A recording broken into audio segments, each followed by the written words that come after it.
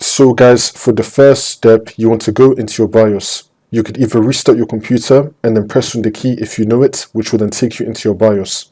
If you don't know the key, then you want to go to search and type in reset this PC. Click on it. And then once you're on this, next to advanced startup, you want to click on restart now and then click on restart now again.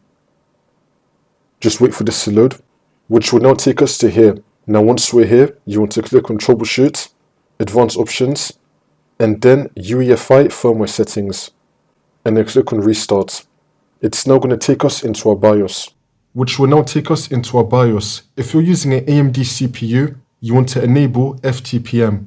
If you're using an Intel CPU, you want to enable PTT. We're all using different motherboards, so the steps might look a bit different, but it's still going to be quite similar. So for me personally, I need to go to the peripherals tab, and I've got AMD CPU FTPM right here. I already have it enabled. So yeah, you want to just enable that. Again, AMD CPU FTPM, Intel CPU PTT. You want to enable that for your BIOS. Once you do that, you want to save and exit setup. Click on yes to go back into Windows, and TPM 2.0 will now be enabled.